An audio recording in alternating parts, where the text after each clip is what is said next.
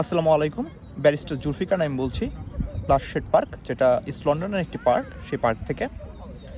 আ সচরাচর আমি কখনো সোশ্যাল মিডিয়াসগুলোতে ভিডিও দিই না। এটা আমার ফার্স্ট ভিডিও হতে যাচ্ছে।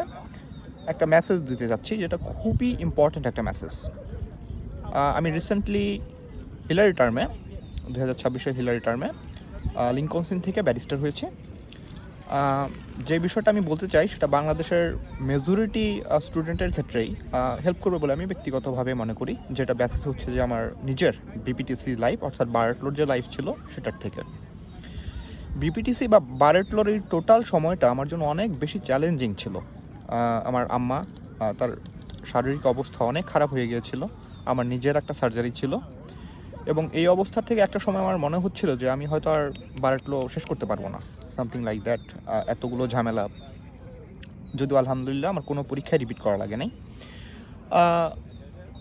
ওই সময়ে লাইফের সবচেয়ে চ্যালেঞ্জিং টাইম, প্রচণ্ড ডিপ্রেশন, ফ্রাস্ট্রেশন, আর যখন দেখছিলাম যে সব কিছু আমার মানে আউট অফ কন্ট্রোল হয়ে যাচ্ছে, এই সময় আমি একটা কাজ করার আল্লাহর রহমতে আল্লাহ আমাকে তৌফিক দিয়েছিল।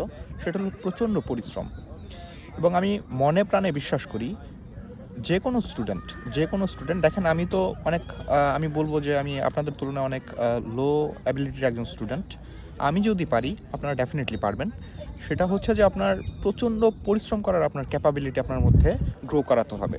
এবং আপনি যখন একটা সময়, একদিন দুদিন, 1 মাস 2 মাসে হয়তো পারবেন না, একটা সার্টেন অ্যামাউন্ট অফ টাইম, 6 মাস 7 মাস, হোয়াট এভার দ্যাট ইজ, আপনি যখন অনেক বেশি পরিশ্রম করতে শিখে যাবেন, তখন দেখবেন যে আসলে everything will be easier for you.